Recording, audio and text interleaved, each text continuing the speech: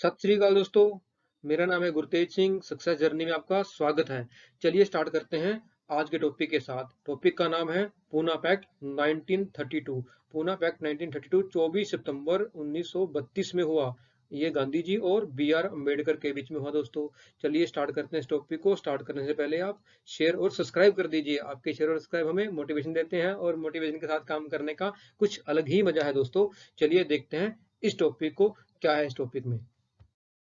दोस्तों पुनः पैक को समझने से पहले थोड़ा इसके बैकग्राउंड में चलते हैं। इसके बैकग्राउंड में क्या है कि 1906 में मुस्लिम लीग की स्थापना हुई और उनको सेपरेट इलेक्टोरेट मिल गया 1909 में। और उसके बाद 1919 में Sikhs, Indian Christian, Anglo Indian, इन सभी को सेपरेट इलेक्टोरेट मिल गया। उसके बाद 1927 में साइमन कमीशन की स्थापना हुई, जिसके सभी मेंबर ब्रिटिशर से इंडियंस नहीं थे, जिसका इंडियन कांग्रेस ने, मुस्लिम लीग ने, सभी ने कड़ा शब्दों में विरोध किया।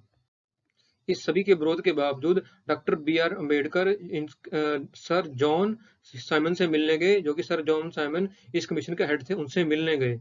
उनको पता था कि उनका विरोध होगा, क्योंकि इंडिया की सभी पार्टी इसका विरोध कर रही थी। अकेले वो ही उनको मिलने गए। वो क्यों मिलने गए? क्योंकि सभी को, जो माइनॉरिटी थी, उनको सेपरेट इलेक्टोरेट मिल चुका था, लेकिन अभी तक डिप्रेस कम्युनिटी को अभी तक कोई भी सेपरेट इलेक्टोरेट नहीं मिला था। तो वो इस साइमन कमीशन के थ्रू डिप्रेस कम्युनिटी के लिए सेपरेट इलेक्टोरेट चाहते थे।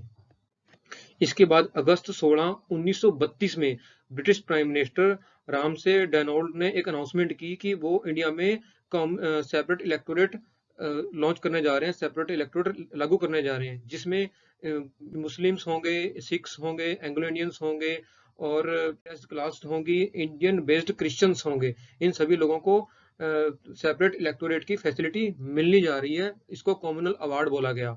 जो हमने अभी नाम लिए हैं, Muslims, Sikhs, Anglo Indians, Indian based Christians और डिप्रेस्ड क्लास, इन सभी को सेपरेट इलेक्टोरेट की फैसिलिटी मिलने जा रही है।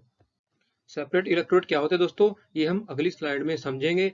बट इसका जो सेपरेट इलेक्टोरेट की पॉलिसी थी, इसका महात्मा गांधी ने कड़े शब्दों में विरोध किया। वो ऐसा नहीं चाहते थे, क्योंकि उनको लगता था कि ब्रिटिश गवर्नमेंट इस सेपरेट इलेक्टोरेट की पॉलिसी को लॉन्च करके इंडिया के अंदर अलग अलग जाति धर्मों में फूट बढ़ाना चाहती है, जिससे लोग अपने देश को आजाद करने की तरफ नहीं भागे। मतलब देश में नेशनलिज्म की भावना ना आए और लोग अपनी कम्युनिटी को अपलिफ्ट करने के लिए एफर्ट लगाते रहे, कहीं ना कहीं देश में एकता की भावना ना आए। डॉक्टर बी आर अम्बेडकर ने इसका फेवर किया, इस पॉलिसी का। वो ऐसा ही चाहते थे। उन्होंने तो काफी सामान्य कमीशन में इसकी डिमांड की थी। उन्होंने पहले इसका फेवर किया, लेकिन बाद में गांधी जी के साथ जो वार्ता हुई, उसमें जो उनको दबाव डाला, पॉलिटिकली दबाव डाला और सोशली दबाव डाला, उसके बाद उनको भी इससे पीछे हटना पड़ा। इसको भी आगे देखते हैं, समझते हैं। दोस्तों सेपरेट इलेक्टोरेट की अनाउंसमेंट के बाद गांधी जी लंबे अनशन पे चले गए। उस समय वो पूना की जेल में थे और उन्होंने वहीं अपना अनशन स्टार्ट कर दिया, क्योंकि वो इंडिया में सेपरेट इलेक्टोरेट नहीं चाहते थे। जब पूना पैक्ट साइन हुआ, तो पूना पैक्ट में ये अम्बेडकर जी को ये साइन करने पड़े कि हाँ, इंडिया में सेपरेट इलेक्टोरेट नहीं होगा, बल्कि ज्वाइंट इलेक्टोरेट होगा। ज्वाइंट इलेक्टोरेट क्या होगा, उसको हम अभी समझेंगे। इसके अलावा जो रिजर्व सीट्स थी, उसकी संख्या पहले 71 थी। यानी कि जो सेपरेट इलेक्टोरेट का जो अनाउंसमेंट हुई थी, उसमें 71 थी, लेकिन पुना पैक्ट में इसकी संख्या बढ़ा के 147 कर दी।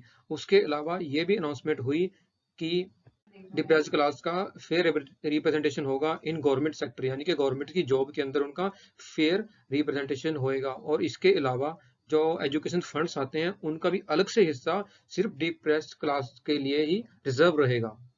और इसके अलावा अपर हिंदू कास्ट ने ये एक्सेप्ट किया कि पास्ट टाइम में डिप्रेस क्लास के साथ काफी डिस्क्रिमिनेशन हुए हैं, जो कि आगे नहीं होने दिए जाएंगे, आगे इसको सुधारा जाएगा।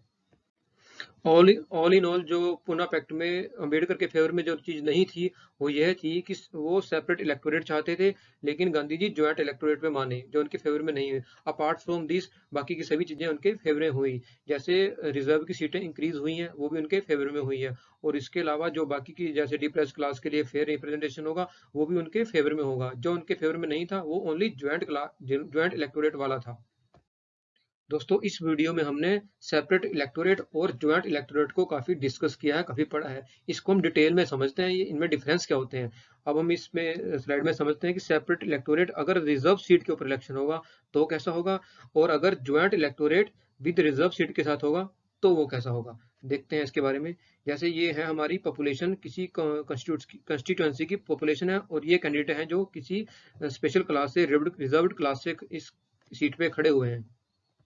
सेम ऐसा ही ज्वाइंट इलेक्टोरेट में ये वहाँ की पॉपुलेशन है और यहाँ के जो कैंडिडेट हैं जो इलेक्शन के लिए खड़े हुए हैं किसी रिजर्व सीट से हैं। जैसे दोनों में D2 है, D2 है यानी कि डिप्रेस्ड क्लास 2। ठीक है, जैसे ये डिप्रेस्ड क्लास 1 है, ये जनरल कैटेगरी है, डिप्रेस्ड क्लास 2 है, ये जनरल कैटेगरी है। ये वहाँ के पर्सन हम बोल सकते हैं कि वहाँ की पॉपुलेशन है और ये D2 वाले जो कैंडिडेट हैं इसमें इलेक्शन में खड़े हैं।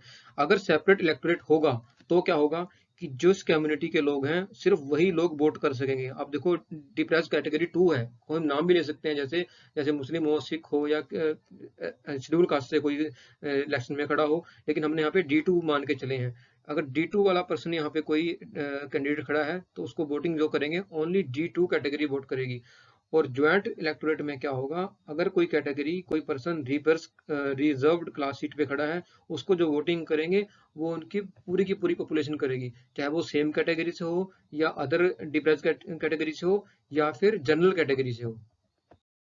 दोस्तों इसी के साथ ये टॉपिक यहीं पे समाप्त होता है और पुनः पैक्ट इसलिए इम्पोर्टेंट हो जाता है कि जो इंडिपेंडेंस के बाद जो देश में रिजर्वेशन पॉलिसी है वो पुनः पैक्ट के आधार पे ही बनी है। इस टॉपिक को हम यहीं पे समाप्त करते हैं। आप चैनल को शेयर, लाइक और सब्सक्राइब कर दीजिए। आपके शेयर सब्सक्राइब हमारे लिए काफी इंपॉर्टेंट है दोस्तों। चलिए, गुड बाय, सत श्री अकाल जी।